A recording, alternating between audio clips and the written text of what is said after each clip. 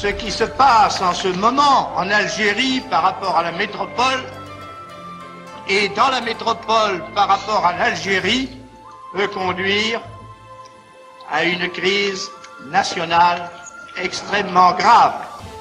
Mais aussi ce peut être le début d'une espèce de résurrection. Il est certain que si De Gaulle était amené à assumer, à se voir déléguer des pouvoirs exceptionnels pour une tâche exceptionnelle, dans un moment exceptionnel, évidemment, ça ne pourrait pas se faire suivant les rites et la procédure tellement habituels que tout le monde en est excédé. Le 13 mai 1958 marque le début du coup d'État. Les putschistes prennent le contrôle d'Alger, puis de la Corse. Et face à la menace d'un affrontement militaire français contre français, le gouvernement accepte de se coucher et de remettre les clés du pouvoir au général Charles de Gaulle. Et c'est ainsi que se termine la 4e République. Par un coup d'État, alimenté largement par la volonté de s'accrocher à ce qui reste de l'Empire. De Gaulle organise ainsi la naissance de la 5e République. En France, il veut bien sûr transformer les paramètres politiques fondamentaux, mais outre-mer, il veut surtout honorer le mandat qui lui a été donné implicitement par le putsch d'Alger en trouvant un moyen de maintenir le contrôle sur les colonies. De manière, c'est sa légitimité qui en dépend. Dès son arrivée, il nomme nul autre que Jacques Foccart, l'homme de résurrection, comme conseiller spécial pour l'Afrique. Foccart est un expert des services secrets et des jeux de coulisses qui ne répond à personne d'autre qu'à De Gaulle. Après avoir brillamment manœuvré le retour au pouvoir du général, son nouveau mandat consiste à placer les pions de la France en Afrique, en jouissant de tous les instruments de l'État, incluant les services secrets, l'armée et les réseaux diplomatiques. Foccart conseille de faire exactement la même chose qu'en 1946, moderniser le rapport politique avec les colonies, mais de manière superficielle, afin de maintenir le contrôle effectif sur les ressources. L'Union française deviendra ainsi la communauté française. Noir sur blanc, la France conserve un contrôle sur tout ce qui compte vraiment, soit la politique étrangère, la défense, la monnaie, la politique économique et le contrôle des matières premières. Pour valider la nouvelle République et cette fameuse communauté française, un référendum est organisé en France et à travers tous les territoires. Pour De Gaulle, il est absolument primordial de garder le contrôle sur l'entièreté des colonies, donc les enjeux sont énormes. D'abord, ceux qui l'ont amené au pouvoir s'attendent à rien de moins, mais encore plus, en pleine guerre froide, l'approvisionnement en pétrole en provenance du Moyen-Orient est de moins en moins fiable. L'Égypte de Nasser se rapproche de l'URSS et la France est terrifiée à l'idée de perdre l'accès au canal de Suez. Quand Nasser décide de le nationaliser, les Français et les Britanniques envahissent littéralement l'Égypte avec l'aide d'Israël. L'épisode se termine seulement quand les Soviétiques brandissent la bombe nucléaire et que les Américains menacent de dévaluer les monnaies de la France et du Royaume-Uni. C'est la crise de Suez. Et c'est un point tournant dans la politique énergétique de la France. Alors, les Français savent qu'il y a du pétrole dans le Sahara, en Algérie, mais aussi en Afrique subsaharienne, notamment au Gabon. Soudainement, la convoitise des ressources africaines n'est plus seulement un attribut de l'avarice et de la recherche du profit. C'est une priorité stratégique qui relève carrément de la raison d'État. Voilà donc le contexte critique dans lequel se pose le référendum de 1958. En Afrique, il est impératif qu'on dise oui. Et pour s'assurer d'un tel résultat, De Gaulle s'engage dans une grande tournée à travers les colonies, 20 000 km en 9 jours. Sur les rives du Congo, à Brazzaville, De Gaulle présente son projet de communauté française, mais affirme que ceux qui veulent l'indépendance peuvent toujours simplement voter non au référendum et que la France ne s'y opposera pas. Partout où il passe, De Gaulle est reçu en héros. Lorsqu'il arrive en Guinée, le 25 août 1958, le leader Sékou Touré l'attend de pied ferme. Il affirme que la Guinée votera oui au référendum du général à une seule condition, que le texte soit modifié pour reconnaître explicitement le droit à l'indépendance. Pour De Gaulle, c'est une surprise, presque une embuscade. Personne ne l'a prévenu. Il répond alors que l'indépendance aurait des conséquences et qu'il faut aussi les considérer. La réplique de Sékou Touré passe à l'histoire. Nous préférons la pauvreté dans la liberté à la richesse dans l'esclavage.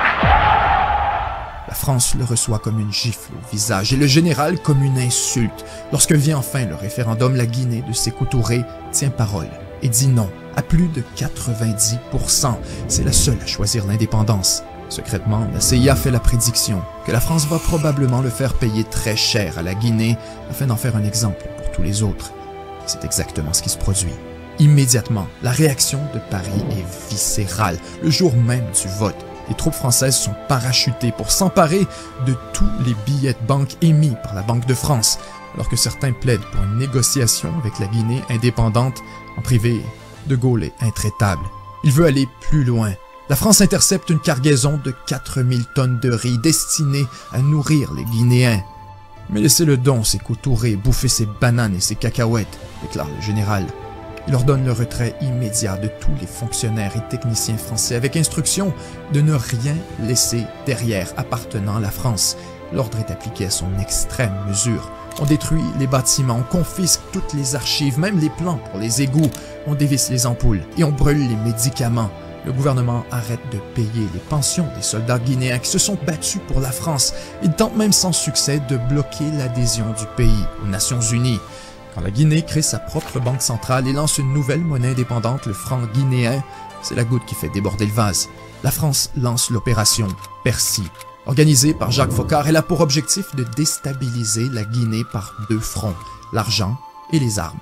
D'abord, il faut provoquer un effondrement économique du pays, et ensuite, il faut encourager une insurrection armée contre le gouvernement de Sékou Touré.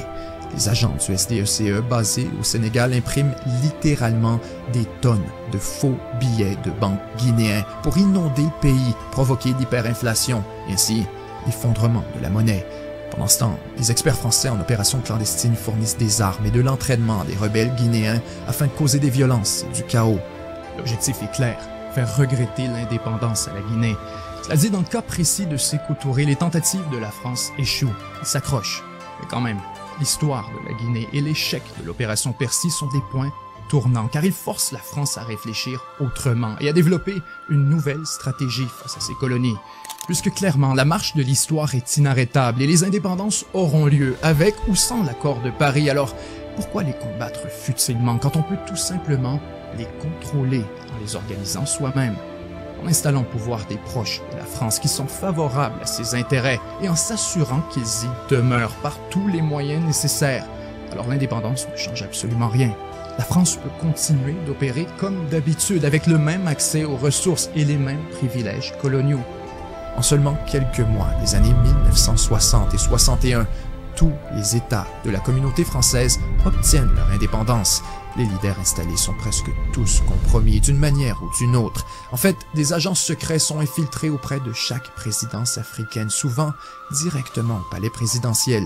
Les conseillers français sont assignés à pratiquement tous les ministres et ce sont eux qui tirent les ficelles de tous les grands dossiers.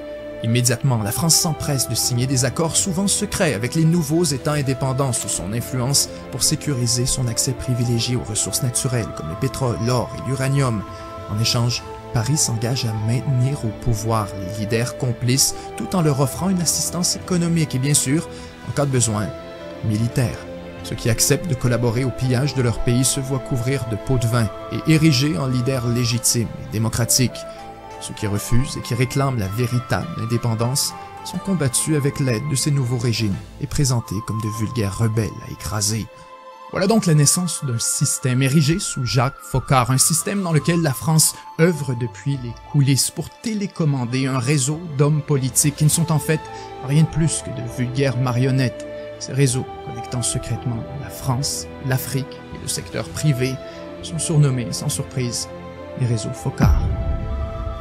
Foccart devient ici une personnalité absolument incontournable en Afrique francophone, un personnage presque mythique qu'on appelle Monsieur Afrique. On organise ses activités dans ce qui devient la cellule africaine de l'Élysée, une cellule dont on nie l'existence même pendant des années et qui opère en dehors de l'autorité du Premier ministre et du ministre des Affaires étrangères. À travers sa société d'import et d'export de fruits nommée Safiex, Jacques Foccart met sur pied un canal secret permettant aux leaders africains de financer la caisse électorale du général.